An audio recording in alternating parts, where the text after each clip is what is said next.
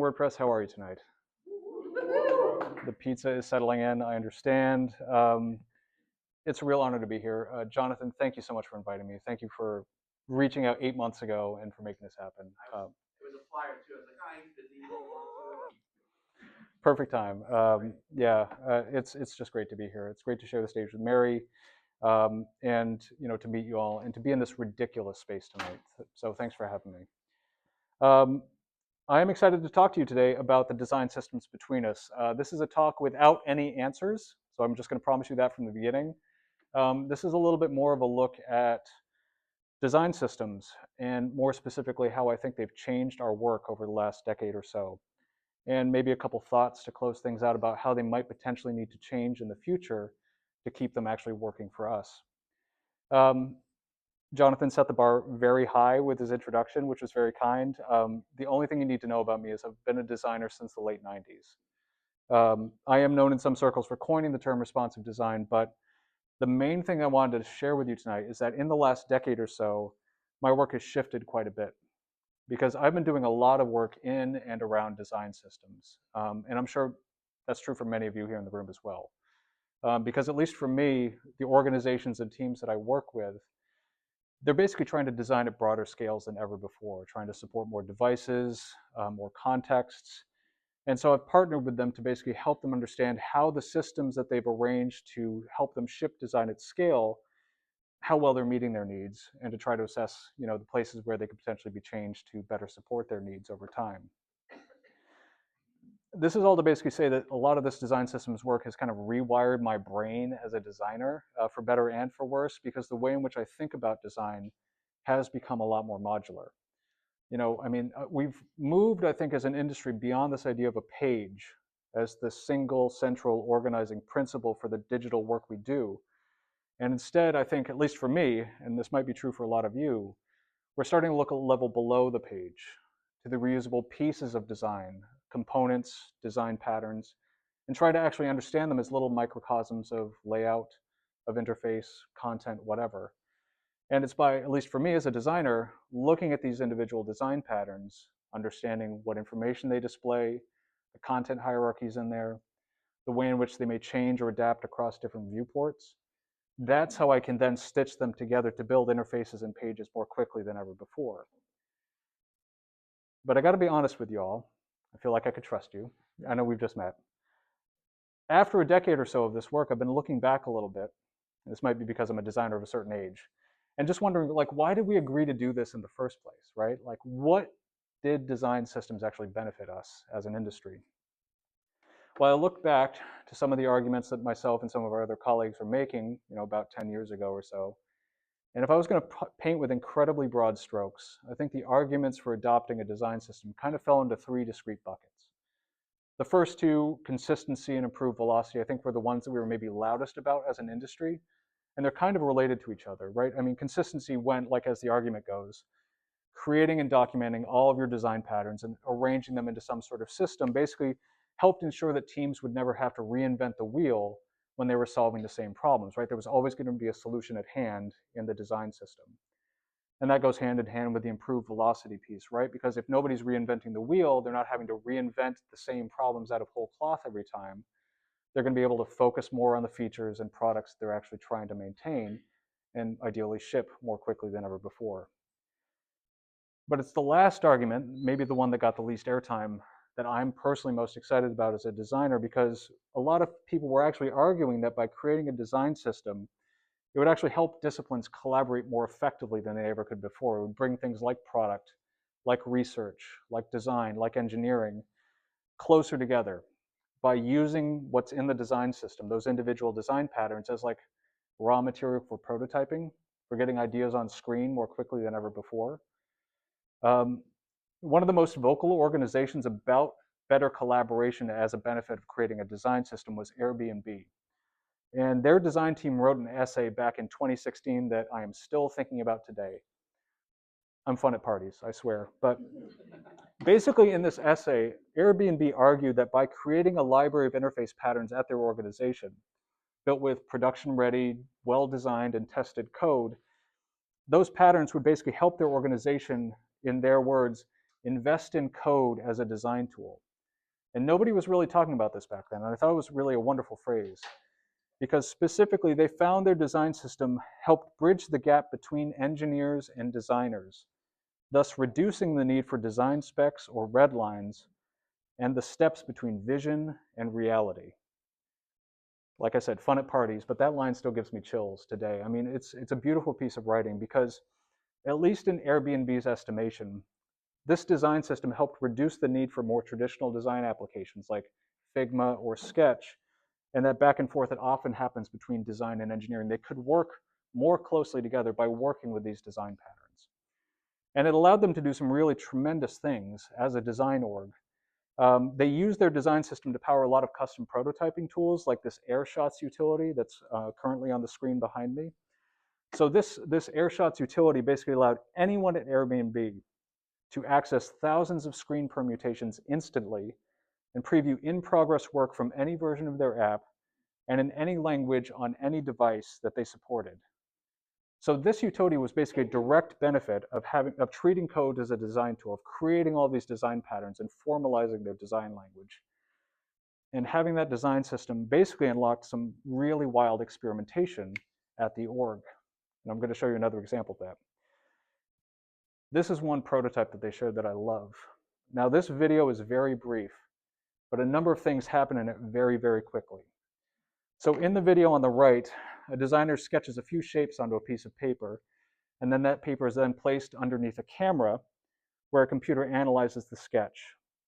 And then it instantly renders a finished prototype in a browser on the left-hand side of the screen.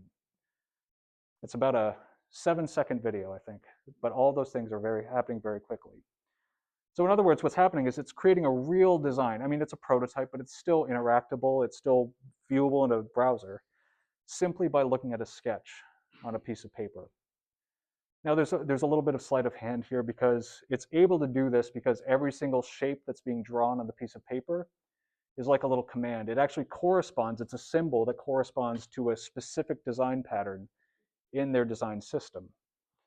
Now, again, this is back in 2016, but I think you can see how something like this could facilitate prototyping and actually bring disciplines closer together to get ideas on screen more quickly than ever before. I want to be really clear. This and AirShots, wildly bespoke, expensive work, right? This isn't something you can just lift and shift into another organization. And this is a fascinating example, though, of what happens when you do invest in a design system and invest in it over time properly. Because Airbnb wouldn't have been able to do either of these things without their design system and investing in it properly. With all that said, I am very mindful of the fact that I have showed you lovely people 2 videos that are at least a decade old. And, you know, that's a little bit of a weird thing to do in 2026. Now, just to be clear, I mean, the essay that I quoted from Airbnb, I think was fairly representative of how most organizations were talking about design systems back then. That if they were designed and built and, again, invested in properly, they wouldn't just unlock better ways of designing platforms and services, they'd unlock a better way of working for design teams. But after 10 or so years, I think it's worth asking ourselves the question that if that's where we were, where do things stand now? Well, to answer that question, I want to look around a little bit and just see where design systems actually are today. Because here's what I think. This is kind of my operating thesis for the evening. That design systems absolutely have changed the way in which digital teams work. I just don't think they've changed things in the way that we've maybe hoped or expected. In fact, I'm curious about the quality of those changes to our work. And maybe this is a conversation we can have over the course of the evening, because I'm very curious to see what might be next for design systems in the industry. Because here's the thing, at least in my design practice, I hear a tremendous amount of what I've been calling design systems fatigue. Because many teams and organizations that I work with absolutely feel that a design system has changed their work, but it hasn't improved it. So here's one example. And this is a scenario that is a little abstract. It's just something that I've seen manifest on literally every design system project that I've worked on over the last decade. So let's start by saying you have built a design system. Congratulations, I'll just begin there. But given that you're working at a product organization, that design system has at its heart a pattern library, which is that repository that's filled with all the design components that are modular, reusable, all the good stuff that we expect. Now, that pattern library has been deployed across your entire organization to different digital teams, to different lines of business, what have you. And every single one of those teams is a consumer of your design system. They're effectively your stakeholders. Now, your design system's pattern library is filled with many individual design patterns, all of them beautiful, but I want to look at one of them in particular called, I don't know, let's call it the widget. I'm great at naming things. But this widget pattern, folks, it's a real beauty. I mean, thanks to your systems team, I mean, it has been thoroughly researched. All of your stakeholders across the business have been consulted. It has been exquisitely designed and built and tested as thoroughly as it can be. So after some time, your widget pattern gets released into the wild and it's rolled out across your entire organization. And everything's great, right? But then something really interesting happens because a product team modifies the pattern. The changes could be small or maybe they're completely drastic. Maybe it was purple, now it's green. Who can say? But a change has definitely been made. And just to be clear, that team's reasons for changing the pattern are probably perfectly valid, right? Maybe the widget pattern didn't support their product properly, or maybe it didn't contain some information that was critical to their audience. Teams are busy, right? So maybe they don't always have the time to request changes upstream of the design systems team. The scale of the modifications are irrelevant. The reasons for the modifications are irrelevant because now what's happened is your design system has two widget patterns. And chances are good the design system's not aware of that change. But that doesn't matter because your system still has to support this. Now I'm talking about one abstract sounding pattern in isolation, but if you take this across any modern design system and multiply it by 10 patterns, 100 patterns, I think you'll start to see where things can spiral out of control. And I have seen this multiplication problem sort of manifest on every single systems project I've worked on. And this is perfectly natural to some degree, right? Because design systems often fall out of sync with real world application, right? And vice versa, that there's always some sort of tension between the standard that the system represents and how it's actually used in the wild. And again, some of this is natural, right? And some of this ebb and flow is actually how design systems change and evolve, right? Because a pattern might change, you talk to that team to understand why that change was made, and then you fold those changes back into the system to keep it actually sustaining and moving forward over time. And some of those process gaps themselves are perfectly fixable with a whole bunch of different process-related approaches. Stronger lines of communication, more frequent cross-team reviews. There are many, many approaches that can help close up some of these gaps. But as I worked with more design systems at scale, I've realized just how difficult it is for organizations to actually perceive the gaps in their systems, much less to repair them. And I think that's because underneath this one modified widget pattern, it kind of represents a much deeper issue that a lot of design systems suffer from, which is a lack of visibility into the system. Because there's only so much we as individuals can see about the systems that we work with on a daily basis. And that manifests in so many different ways. So let's say, for example, you are a designer or an engineer working in a system, you have to modify a component. Are you actually able to pull up a list of pages or products that work with that design pattern to see that pattern in context, to understand the ramifications of a potential change? Do you have any visibility into how many teams are currently working with that pattern and how frequently they use it? Or just as importantly, as we just saw with the widget pattern, has it been forked in any way? And do you know why? These are all little visibility gaps that can add up over time, and they can impact our work as individual contributors on a daily basis, both at scale, but also as just people trying to get their jobs done at the end of the day, right? Robin Rendell, who's a designer and colleague, wrote about this very problem and the challenges of being an individual contributor in a design system.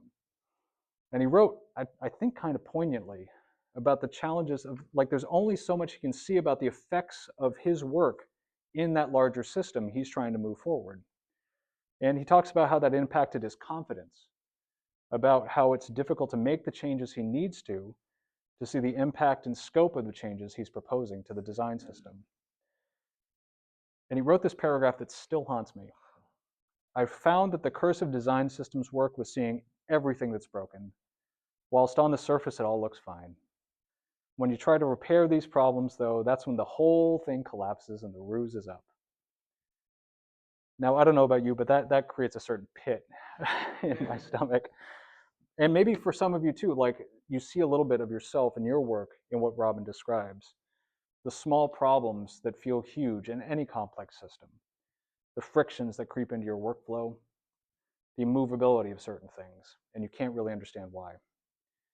And when you're in the thick of working through an issue or just trying to ship something, man, and get it done by the end of the day, it can be really hard to understand why things aren't moving more quickly or more easily. Now, I don't want to spend too much time on this, but Robin brings this really interesting concept to this problem, this phrase called hyperobject. It's a really evocative phrase. He borrows it from a philosopher named Timothy Morton, who was basically talking about hyperobjects as an entity whose scale is too big to understand. It's like they're things that are too sprawling for any single person to fully appreciate at scale.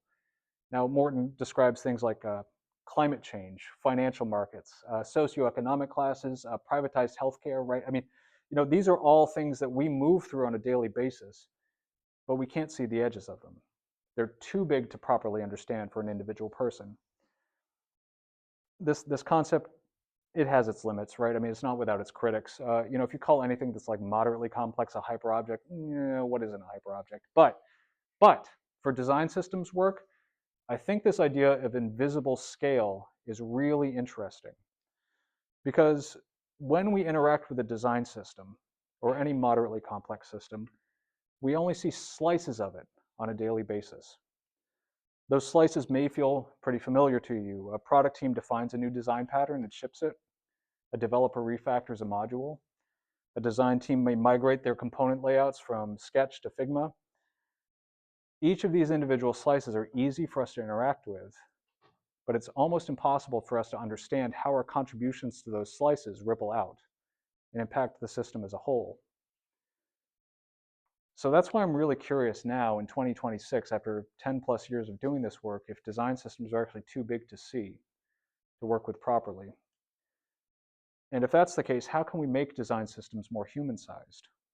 How can we make it easier for us as individuals to work in and with these systems? Again, I have no answers for you tonight, but I do have some questions, because I do think we need to change the way that we think about design systems. So now that we've gotten a lay of the land, I want to take a few minutes to just take a closer look at what we've got on the map so far. And specifically, I want to talk a bit more about what we mean today when we say design system, and see if that gives us some ideas on how we might be able to triangulate around this problem. Now, I'm sure many of us in this room have probably seen a pattern library or a documentation site, like some artifacts of a design system, right? The format probably feels fairly familiar to you. I mean, whether you're looking at a design system from like Shopify, Pluralsight, IBM, or your own organizations, the format's roughly the same, right? And for most orgs, they think of the pattern library as the heart of their design system. And that just basically means like some sort of nicely organized repository of all the design patterns that you've cataloged. And every single one of those design patterns is a reusable component, a solution to an interface problem, right? Expressed in both design and code. And so the idea is like copy the design, copy the code, use it in your product, go on your merry way. What I think is interesting, though, is that phrase design pattern, because the term actually has a very, very rich history and originally had a very different meaning. Because the phrase design pattern actually predates the web by literal decades.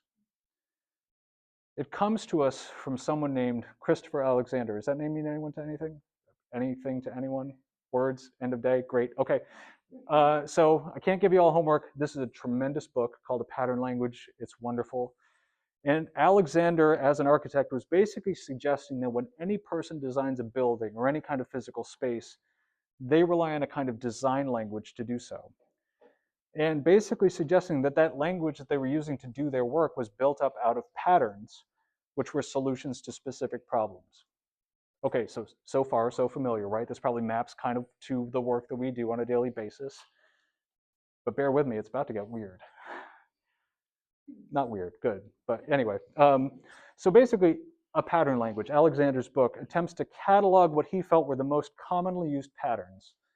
For example, things like street windows, thick walls, window place, and then document how he felt they should be used.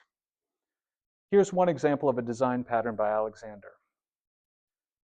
Always place buildings to the north of the outdoor spaces that go with them, and keep the outdoor spaces to the south. Never leave a deep band of shade between the building and the sunny part of the outdoors. There's no NPM install on this one. Sorry, folks. I love the way the man writes.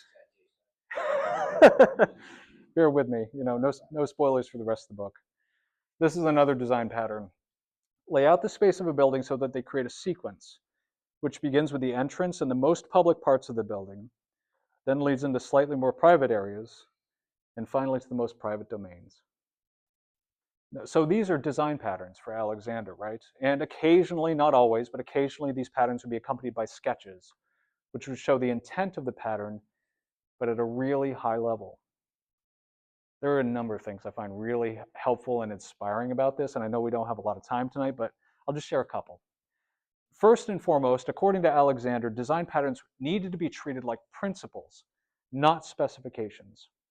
So you'll notice in his books, there are no measurements, no dimensions. In every single instance, when he's talking about a design pattern, he emphasizes the need for principle and quality over really prescriptive execution and implementation instructions.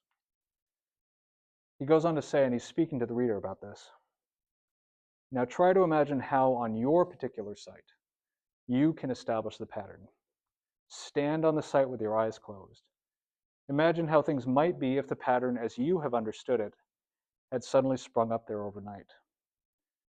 He's talking to you. Like, this is what I think is so powerful about this. He's talking to you, the builder, the designer. Situate the work that they're doing in the site that you are working in. What I think is so helpful about this is that design patterns for Alexander were meant to be shaped based on where and how they were meant to be used, by their context, the needs of the site or the project in which they were going to be used. But secondly, and just as importantly, the pattern would need to be shaped by the builder, who understood the needs of the project much better than Alexander possibly could, and therefore how best to use a pattern in a given scenario. I think there's something literally empowering about this, which I find really exciting. He's just defining design patterns as something that need to be situationally adjusted by a designer to provide the best possible solution. It's a really interesting contrast to how we talk about design patterns. Because in our industry, patterns are meant to be prescriptive, right? A prescriptive pattern says, this is how to build me. This is how I'm meant to be used. Now, I'm sure this pattern feels pretty familiar to some of us. I can't believe I just said that out loud, but terrible pun not intended. So like if you're a developer, right, this probably feels pretty familiar. So pattern libraries have become, I don't think this is a controversial statement, primarily engineering references, right? They contain instructions for how to include a given component in your work, the libraries you might need, and they include relevant code snippets, approved variants, what have you. Again, copy the code, include the libraries, you've got the pattern up and running. If you're a designer, this probably also feels pretty familiar to you, right? I mean, many design systems have official libraries for things like Figma, allowing you to quickly pull in predefined components into your own work, again, using predefined states, variants, and so on. I want to be very clear, I'm not down on design patterns or components. I think they're incredibly powerful. Because they're so reusable and they're so modular, they allow us to move quickly and pull design patterns into our work. But I do want to note that prescriptiveness comes with costs that I think we tend to miss. Because in many ways, I think with modern design systems, what we're seeing is the practice of design filtered through the software development model. Any changes to a design system, I think, are incredibly expensive. And on some level, that's beneficial, right? Because conservative systems can be incredibly stable, right? Things aren't going to break every 3 minutes. But one symptom that I see on every design systems project that I've ever worked on is that it's very easy to add something to a design system, but almost impossible to take it away. Part of this comes back to that visibility problem we were talking about before, because it can be difficult to see potential impact in a bigger system. But over time, all this friction builds up to the point where actually building a new design system entirely and replacing the old one feels like the most sustainable approach. So much of this comes back to that prescriptiveness, and I think that that friction that I talked about can be useful to a point, right, where you want to be able to move slowly, but ultimately design systems need to flex. And in many cases, they're going to flex whether you wanted them to or not, like we saw with our widget pattern. I've worked with a few clients who were surprised to learn that they actually had 2 to 3 design systems that they didn't know about. So at the end of the day, I think it begs the question, like, what does a sustainable design system actually look like? Well, again, just as I'm wrapping up here, I think if we look a little bit further back, it's worth noting that design systems as a tradition also predate the web, and they also weren't as prescriptive as we treat them today. I want to show you 3 quick examples of this. The first one comes to us from a Swiss designer named Karl Gerstner, who wrote a book called Designing Programs, or Designing Systems. And Gerstner was a print and brand designer, and he talked about the systems that he used to support his work. And the one example I want to call out is something that he called the morphological typogram. It rolls off the tongue, I know, but just bear with me for a second. But this is a really cool thing, though, because he basically designed a system to help him create variations of logos or word marks for his branding clients. And so this typogram basically started with 4 characteristics, which were then broken into subcategories. And each one of those subcategories then had a series of potential outcomes. So, for example, typeface was broken into sans serif, Roman, German, other, or combination of the above. Doesn't look like much fun on the screen. But with this matrix, it would be possible for Gerstner or another designer in his practice to quickly mix and match characteristics to produce variations on a mark. And he uses this example of the intermerable word mark in his book, which is basically displayed in a bold sans serif typeface with a mixture of light and dark shading and so on and so forth, working down that weird looking matrix to come up with a new mark. I want to be very clear about what Gerstner's done here. This is a design system, but very different from the ones that you and I might use on a daily basis. This is basically a framework to support future designs that he doesn't know about yet. Put another way, this is a system that shapes and inspires the designer's own creativity. I think this is great. Another example of this that I love is Otto Eicher's design system for the 1972 Munich Olympics. I don't know if you all have seen this before or spent time with this, but it is, sorry, I'm going to get emotional here. This is one of my favorite pieces of art ever. This is a system that is spread across different media, different canvas shapes, sizes, things that could scale from physical installations to flyers that you'd hold in your hand. Every single piece feels evocative and distinct to me. And it also feels a part of a greater whole, that there's a system at play here. And that's due in part to this system that Eicher designed to support this work, similar to Gerstner's own program. And he described that system as a strictly designed grammar, a system that then allows free and playful application. This is comparable to ball games or chess, where fixed elements and an agreed set of rules allow playful freedom. I don't know, man. I feel like that idea of free and playful application is missing from how we talk about design systems for the web. I would love to see a little bit of that brought back. My last example. This is something called, that came out of the Whitney's rebrand some years back, and they referred to it as the responsive W. Don't worry, my lawyers are looking into it. It's a great name. But you can sort of see how it works, right? It's spare, it's minimal, it's arcing. But it has a dizzying array of applications. It can incorporate artwork from the museum, timed to special exhibits. It can also be encountered on differently shaped media throughout museum goers' days.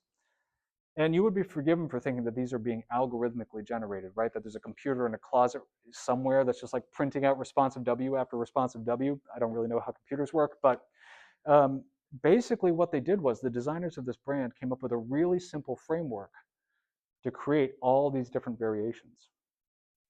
Let's say you have a canvas that you're working in. That canvas could be print, could be digital. And you first reserve space for any elements that need to be incorporated. That could be text, it could be artwork, whatever. Once you've reserved that space, you divide the remaining area into 4 equal columns. And from there, it's a simple matter of connecting the dots. From the top of the first column to the bottom of the second, top of the third, and so on until you have your responsive W. Oh, it's elegant. I love it. But each of these cases, Gershner, Eicher, the responsive W, these are design systems, but they value frameworks rather than fixed prescriptive outcomes. And each one of these systems is focused less on execution, on laying out specific elements or arranging columns and rows, and more on defining the characteristics of what could be a desirable outcome, of shaping the conditions that give rise to successful design. In other words, these are design systems that encourage creativity and exploration, but also provide useful constraint. Now, I want to be very clear. I'm not bothering you lovely people with a talk about introducing creativity and play into design systems. I'm not just doing that. I mean, why can't our work be a little bit more fun, right? But I wanted to set this stage because what I think is happening in digital design systems is this change is actually happening right now. That we are moving away from these more prescriptive systems, and some organizations are actually exploring alternatives for that. And they're doing it precisely because the old way wasn't working for them, that they weren't sustainable anymore, and that something less rigid actually is more sustainable over time. 2 examples I'll close with here. eBay's mind patterns comes immediately to mind. Now, eBay, like any other organization of a specific scale, has a tremendously broad digital footprint. They have countless teams working on different technical stacks, dramatically disparate tool sets. In other words, the process of actually designing or rendering a component varies so widely across the organization that they simply can't start from saying, this is how this logo component needs to be built. It's not going to fly. Every team's going to do it differently. So they can't sit down like a centralized set of standards and hope everyone's going to adhere to them. So these mind patterns take a much lighter touch. They basically present a series of high-level principles, which are basically just like a broad definition of how eBay as an organization says a quality implementation of this design pattern will adhere to these principles. All the way down to broader best practices to consider as you're working with it. I think in many ways, this is actually a lot closer to how Alexander thought about design patterns, right? Establish the high-level characteristics of a solution and let the designer or team tailor the approach to the specific needs of their project. The other example I have is Spotify, who actually began with a centrally controlled, very traditional design system and then moved away from it. And they had to move away from it because they learned that all their different product teams required a high degree of autonomy. So they came up with a design system called Encore, which is basically a design system to support other design systems.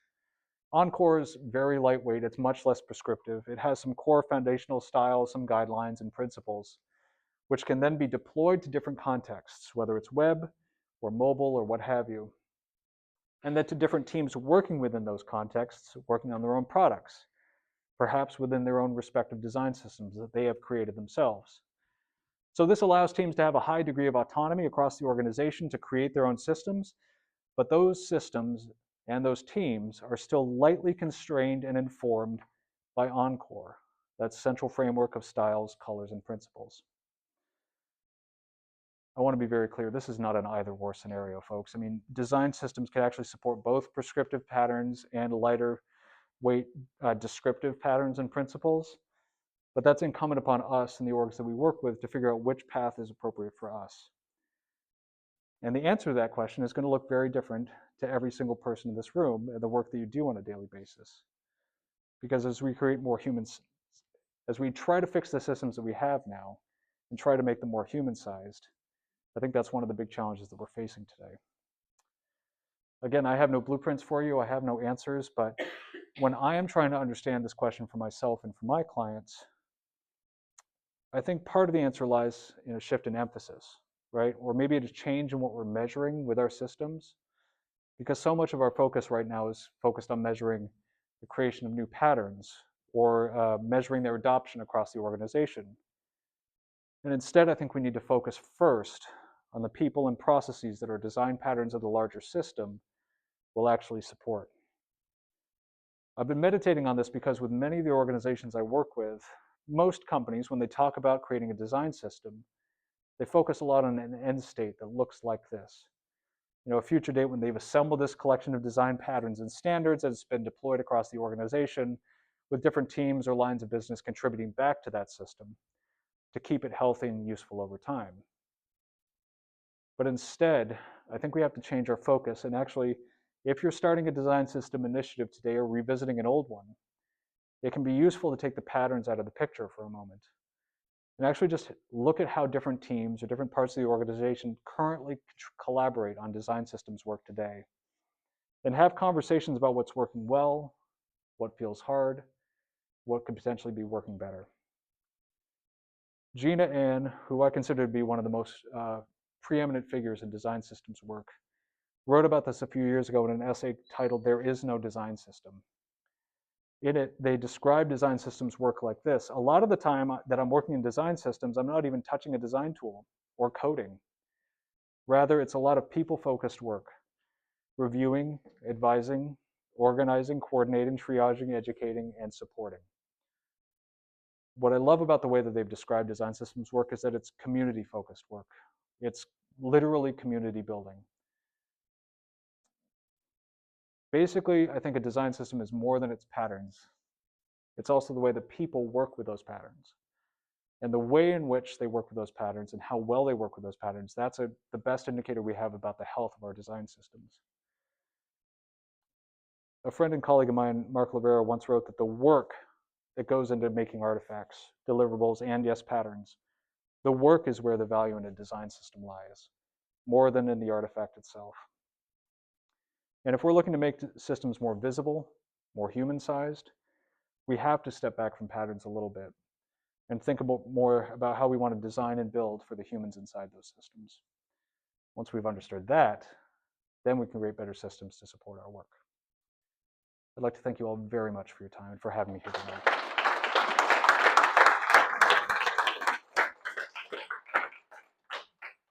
I think I have like 3 minutes left for if anyone has any questions. Yeah, hi. Hi, I'm Jeff. Nice to meet you, Jeff. What would, I'm just trying to think as you're talking, like what would drive the motivation to build a design system in the first place? If you have like an internal company, like my company uses a design system Yep. for our internal components. Right. And our motivation is that everything in our back end looks the same. Sure. But I guess if you apply kind of the motivation to what you were talking about, how does that like work into the equation? Why even do a design system in the first place? Is it just to make everything look the same? Sure. Or is it just to, maybe go off that? Yeah, I can give it a shot. So I can talk to like a little bit of my practice. Like when I'm working with a client that's built a design system, there's usually a reason for why they're reaching out to me. Like things have gotten to a point where they're really considering creating an entirely new system to basically like replace the current one because it just doesn't feel workable. So I think it's like looking at the metrics that are important to them as an organization. Consistency is rarely the biggest driver for creating a design system. It's, at least in my experience, usability is a big. Reusability is part of it, absolutely, but like accessibility is often a forcing function. Trying to improve something at the platform level. Internationalization is obviously like a big part of it, but I think it varies from organization to organization.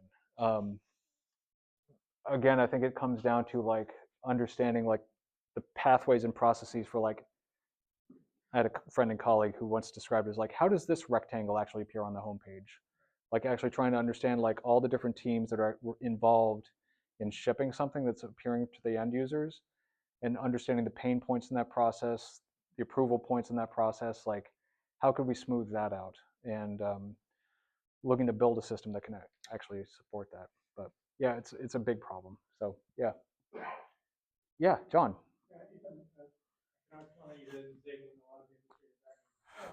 It's interesting that you're talking about the human design system, exactly the moment that we're talking about productivity and AI. Yeah, we are. Let's go. Pushing the humans go. If the purpose of the design system was productivity by eliminating the need for judgment, you're going in exactly the opposite direction. That's It's reinforcing the need for judgment. It does reinsert human into the process. Yep. Exactly in a place like broader corporate initiatives. Yep. Yeah. Yeah. I think that's one of the many tension points we have right now. I have not worked on a formal like design systems project that's really been focused on AI, but I've had conversations around them. And one thing that I've heard time and again is that design systems, a lot of the human issues that we're having with design systems right now are kind of magnified when you're looking at trying to like automate them in some way because things are not as This is where the judgment is required. yeah, exactly. I mean, things are not as formal as organizations tend to think that they currently are, right? So I think that's putting my own personal feelings about LLMs aside for a second. I do think like any attempt to like operationalize a design system, you've got to take that hard look at like where those gaps are, where those like informalities have sort of crept in, and then look at a way to like sort of improve on that. But yeah, it's a great conversation I think we need to be having. Yes, yeah, exactly. And I do think like again, like my own feelings aside, like that lighter weight approach could actually be kind of interesting for somebody who wanted to experiment with that sort of work. But yeah, thank you. That's a great question, John. Yes, hi. Do you think that the value of design systems is actually increasing or becoming even like more important now with like AI and LLMs? Because like, again, in theory, all of us in this room could, okay, let's design something with AI, Yeah, and it's going to look very different. yeah, Any kind of coordinating like design system. Yeah, yeah, it's becoming garbage. yeah, yeah. I do think that's. I think what's happening right now is that I think that promise of like a single centralized vision for design has what's a good way to put this? Like it's gotten so unwieldy that organizations can't actually capitalize on it, I guess. Like that consistency isn't actually materializing in a lot of products that we're actually shipping with these products because folks are making these, again, very sensible contextual decisions already. So, yeah, I mean, I think if you introduce an LLM to the mix, they'd probably look at the documentation, basically ship something that matched the letter of the law, which is then not necessarily going to be consistent with everything else the organization currently supports. So you're basically introducing another human to the mix, more or less. Um, Sorry? One who constantly reinvents the wheel. Yeah. So, yeah, I don't know. I mean, I think like I have a lot of concerns about the industrialization of the industry and like LLMs in general, but how they impact design systems right now, it's like I think we're very early stages in trying to understand like how they're going to shape things up. But I do think like the most sustainable approach right now is actually adopting something that's much lighter touch than we're currently used to. But you know, we could probably have a healthy conversation about that later. So, thank you. No, thanks for the question. It was great. Um, I think I'm officially at time now. Oh yeah, yeah. Okay. All right. Great. All right. Excellent. Oh no, I'll get a chair. Yeah. Hey, JJ. You mentioned the concept or issue of design system fatigue. Yeah. I wasn't perfectly clear on who from your point of view Yeah. is experiencing the fatigue. Yeah. It's a great question. Everybody that I speak with. No, is it like are builders experiencing? I mean, I'm exposed to users of design systems Yeah. who are clearly experiencing. Say more about that. Like. Well, we build a lot of. I mean, what many of us in this room do is build a lot of content management systems for marketing and communications professionals, Right. so they can tell stories and share information. Of course. Yeah. And so, what my company has done numerous times is they build design systems and also like integrate design systems created by like dedicated design firms Sure. into WordPress. We like to use the phrase "bringing design systems to life." Yeah.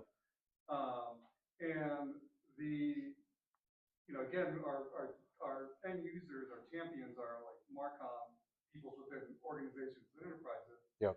And their hearts are in the right place. They want the design system. Yep. Their motives are, we want flexibility, we want to future-proof this thing, we want to be able to extend it, scale, all the reasons that anybody wants a design system. Sure. Before we even get to the launch, Yeah. they are like when shifting from that design phase into like that build phase into that deployment phase. By the time we're getting closer to the deployment phase, they're exhausted with the design system, really narrowing what they're doing. Yeah. And they're just lean instead of pushing the edges and pushing the boundaries of using the different components to create unique patterns, that flexibility they're after, they lean back and like just do the same 10 templates over and over and over again. Sure. And they really end up using, I mean, in some cases they use 25%. Yeah. Yeah. Yeah. So what do you think that is?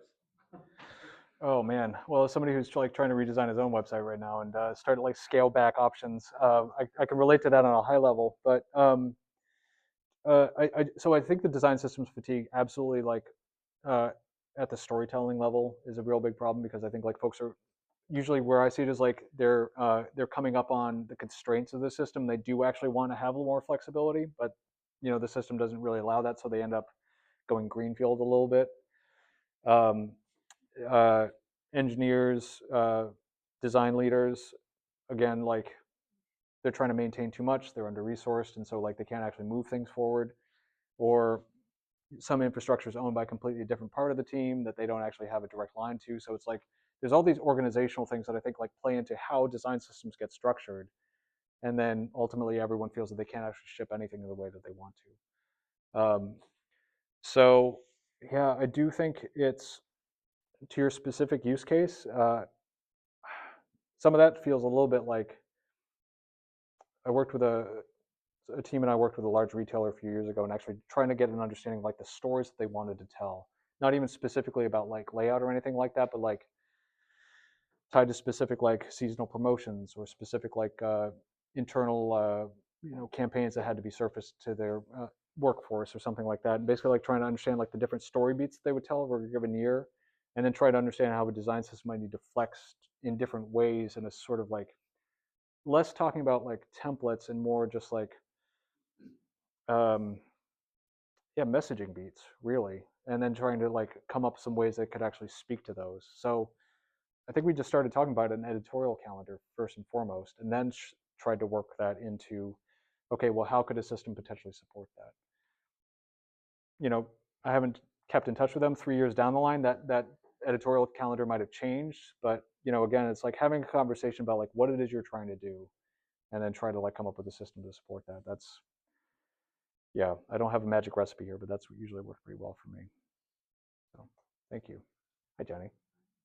One thing that I find really energizing about what you're talking about, kind of taking a step back, getting back to the principles, is that in my last company, we had a design system, and the person who was at the crux of it, the person who advocated for a design system, her whole job basically became Oh my God, yes, she was yes. no longer Yeah. a designer Yeah. day to day. Right. She was Enforcement. the Yeah. enforcement. Well, we can't do this. We really, this goes against it. And I know that she was not enjoying that. Sure. Sure. So I think part of this too, that is empowering, is like, let's designers be designers, and let smart Yeah. people be smart people. Yeah. Without the, for example, we needed to expand display options in search, because people are searching with different contexts in mind, different mindsets. Of course. Yeah. Using the same component on an interior page, it should have different information. Yeah. You're looking at it. But because the design system is so rigid, that like immediately before we even started the conversation, people were exhausted. Yeah. Sure. Because it's like Sure. so prescriptive, and that person who was this central governance, say, Sure. was like, oh my God, like, Yeah. here goes my next 6 months. Right. Oh, that sucks for everybody. I'm sorry to hear that. I wish you were here, because I feel like it would put her in a better mindset. Yeah. It's, I think like that compliance mindset is so common in a lot of design systems that I've interacted with, and which again is like, if you're looking at consistency as the primary goal for your design system, you're going to want to sort of like move toward that model, but it doesn't scale, and it also, I think it doesn't encourage folks to actually like experiment with the system. And who knows, man, like when folks actually try to use that component in a place that it wasn't originally designed for, that it opens up interesting opportunities. Like, okay, well, what could we design there, or like, how could we modify this and extend the system in a certain way? It's like, yeah, I think it's a huge opportunity to like, yeah, get people excited about this stuff. But should, Exactly, shouldn't exactly. the design system be flexible enough so you don't, you know, you just don't feel that way? Or you should like be That's the able to, dream, man. if you want Yeah, to change yeah, it, like, yeah, like contribute, you know, change it, make yeah, a contribution.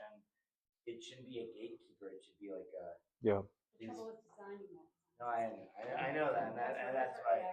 yeah. Exactly. AI has a lot of ideas on that.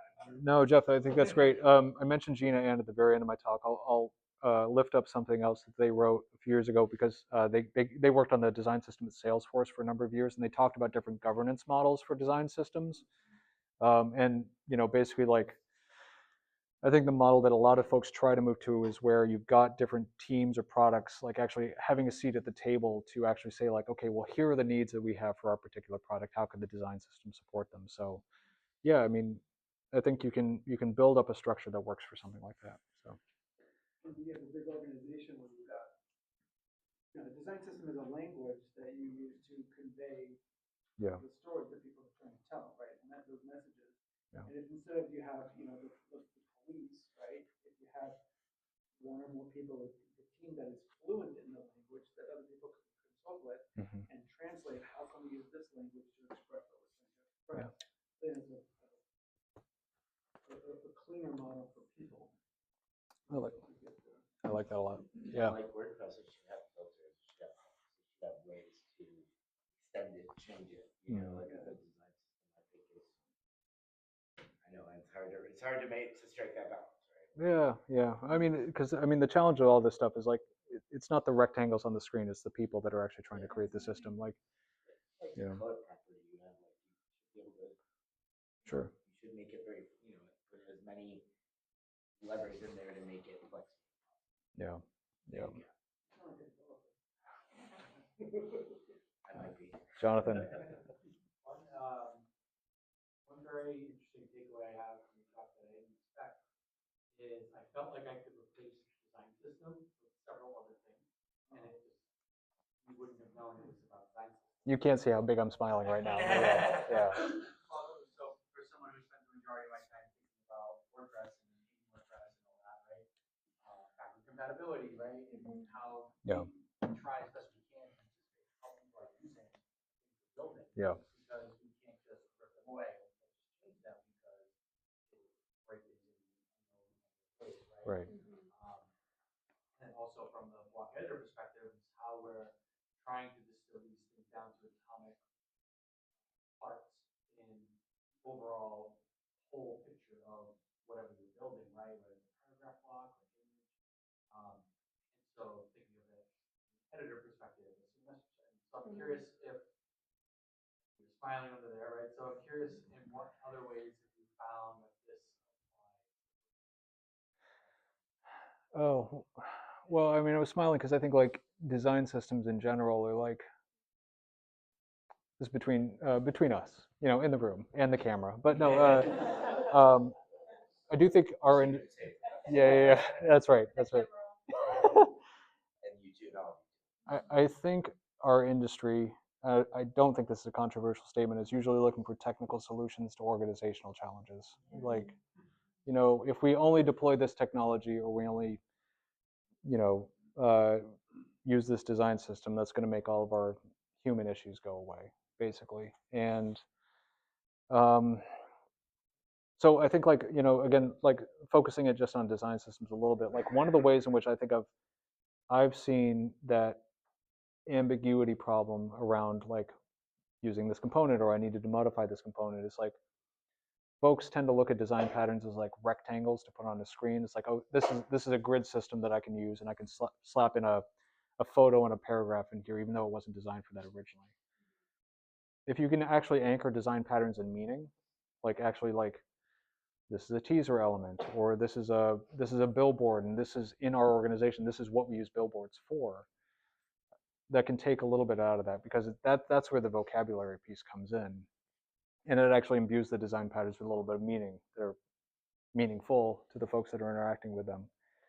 But so yeah, I mean, I think whether it's LLMs or design systems or what have you, it's like there's not going to be a perfect solution that a computer is going to be able to provide for some of this stuff. It really does come to what Gina was talking about, Gina Ann was talking about with, on the ground research and community building and triaging and research. And it's a slow process, but I think that's where the good work comes in.